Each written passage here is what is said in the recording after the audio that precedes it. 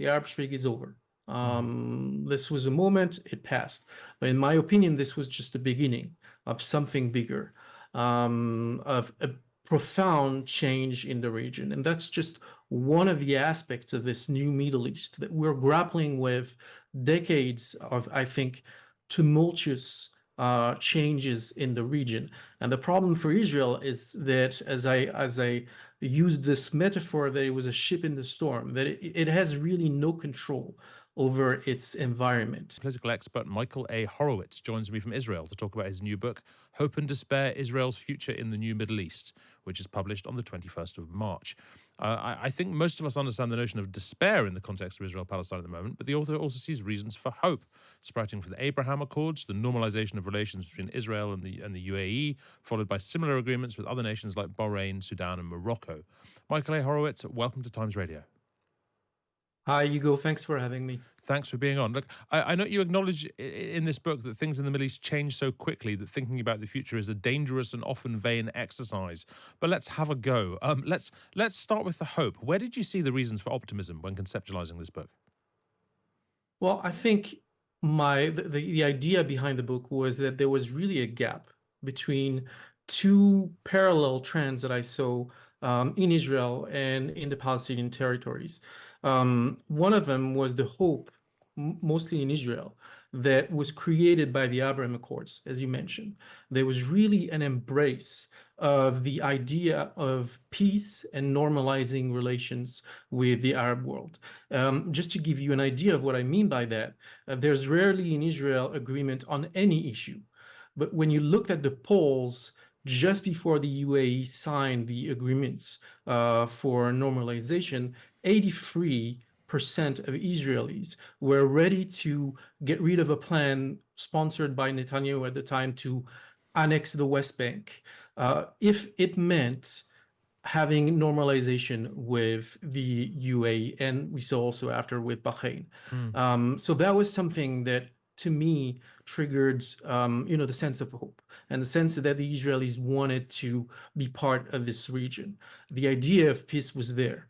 But at the same time, when you look at the Israeli-Palestinian conflict, and that's why there's this tension, the idea of peace really, and that's even before October 7 and the attacks that we saw and the ensuing Israeli operation in Gaza, the idea of peace really had disappeared when it comes to the Israeli-Palestinian conflict. If you look at the elections, for instance, over the past decade, it's really became a non-topic in Israeli politics. And so there was a sense of despair or disillusion on the Israeli side, and there was a sense of despair that was even clearer on the Palestinian side, that they were stuck. And so that sort of tension was what really triggered the book. And would you say the attacks of October the 7th and the subsequent war and the international response to that war has that profoundly changed the dynamic in terms of both hope and despair, or is it actually, in terms of, in those contexts at least, actually sort of just a bump in the road, if you see what I mean? Well, I think it's hard to say right now. The thing is, on the one hand, I think it's easy to be hopeful. It's more difficult to be optimistic after what happened on October 7. I think it's really confirmed for part of the Israeli population that a Palestinian state is dangerous. And that's the way part of the Israeli population saw it even before October 7, but even more after October 7, because the way, a segment of the Israeli population sees it, Gaza was an example of what a Palestinian state left to its own device would do, and this led to the October 7 attacks. And obviously on the side of the Palestinians, with the destructions that we've seen in Gaza and the thousands of dead, isn't exactly conducive to being optimistic or hopeful. At the same time, I'll say this. When you look at the history of the conflict and even of conflicts in general, these sort of moments of crises where you have such a massive tremendous amount of violence. Of course, Israelis right now are supporting their government and wanting to get rid of Hamas. But if you look at, for instance, the Yom Kippur War or the Intifada, the first Intifada, there was a moment, obviously, of nationalism, of trying to push back, but there was also a moment of reflection after that. The fact that we couldn't do the same things again and again, and that's my hope. And Mm-hmm. I'm not saying again, I'm making the difference between being optimistic and being hopeful. I think there is still space for hope. Look, you refer to a letter written by the Emirati ambassador to the US directly addressing Israelis, arguing that Israel faced a choice between engagement with the rest of the region or isolation from it. I mean, do you think is I guess beforehand, after the Abraham Accords, the idea there was that Israel could engage and sort of have a new relationship with other actors in the region, perhaps all other actors in the region, without sorting out, as it were, their own backyard, without really worrying about the Mhm. Palestinians, sort of over the heads of the Palestinians. Is that belief, do you think, still present? It is. I mean, it is defended by the government. It is defended by Mr. Netanyahu. It is defended by the far right. I don't think it's true. Mm, And I think part of the Israeli population may come to realize it. But there is definitely this illusion that was given by the Abraham Accords and that is still being defended by this government, that you can have peace with the broader Arab world without making any sort of concessions with the Palestinians. I think, again, this is just not true. If you look at the next step of the Abraham Accords or the dynamic that it created with Saudi Arabia, and it was clear before the attacks, the Saudis want something in return that has to do with the Israeli-Palestinian conflict. If you look at the Biden administration, the way they want to reframe the Abraham Accords, because the Abraham Accords are, a heritage from the past administration. hmm They want a compromise on the Israeli-Palestinian conflict. So there's this illusion that we can just, ignore the conflict and we'll still have that dynamic. But again, this is an illusion. Yeah, sure. You also write about an existential unknown, whether both sides, both Israel and the Palestinians, realize they need to stop repeating the bloodshed over and over. Need to stop basically repeating the same playbook. Do you think? Do you think people on both sides do think that? Is there a difference between one side and the other to the extent to which they think that? I mean, are people too, at the moment, at any rate, too sort of blinded by rage at the current circumstances to get to that realization? I think we're still in the October 7 moment. In Israel, that's very clear. If you listen to the TVs, if you read the news, we're still very much stuck in that day. We haven't moved on. It's the story about the hostages, and I can imagine that on the Palestinian side, it's the same thing. I mean, they're still living the same Mm, moment. But I think again, this is a book that looks at the future.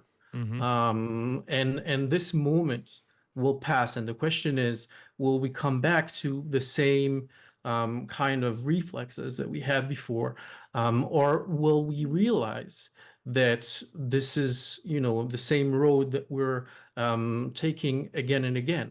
And the main problem that I see, I think, on both sides is that people need to realize is the idea of peace, the mere idea of peace. I'm not even talking about how we solve this conflict. What are the parameters for solving this conflict? But it's been delegitimized hmm on both sides. And I think, to me, this is really the problem, the core problem, is that people in Israel and in Palestine just don't believe that peace not only is achievable, but is something positive. Which, to hmm me, if you look at it from the outside, you could say, this is the logical, the most obvious resolution of conflict is peace. But because of the story and the history of the conflict, the fact that this is a conflict where we were so close to peace, and then peace got gradually undermined, and we got more and more violence, then the idea of peace has been delegitimized. So this is where we should start, in my opinion. It's re-legitimizing the idea of peace. Yeah, understood. Tell us a bit about the new Middle East generally, and what the sort of potential opportunities were for Israel in a region that looks so very different from how it did 10, 20 years ago. I think, the Middle East is always changing, and I think it's become a cliche. But the idea behind the idea of New Middle East is that you have a phenomenon that has started in 2011, and it's the Arab Spring. Hmm. And if you look at the story of the Arab Spring, you could say, we're 10 years from it, more than 10 years from it. And the regime in Egypt has, stayed the same. Basically, you have this phase of democratization that didn't last. The same can be said in Tunisia. We've had civil wars in Syria, civil wars in Yemen. And you can say this is over. The Arab Spring is over. Hmm. This was a moment, it passed. But in my opinion, this was just the beginning of something bigger, of a profound change in the region. And that's just one of the aspects of this new Middle East that we're grappling with decades of, I think, tumultuous changes in the region. And the problem for Israel is that, as I used this metaphor, that it was a ship in the storm, that it has really no control over its environment.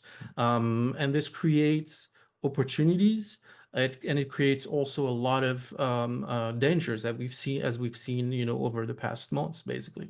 And are there things, I guess, finally, are there things that Israel needs to sort of decide and fix and realize about itself before it can really concentrate on, or at least before it can resolve its relationship with its neighbors? Are there aspects of the Israeli state, of Israeli society, that need to Mm. be resolved or developed? If that's not too vague I a mean, question. no, it is pretty clear. I mean, to me, there's really an identity crisis that Mm. we've seen before the October 7 attacks. Israel is being, the two pillars of Israel is being democratic Jewish states.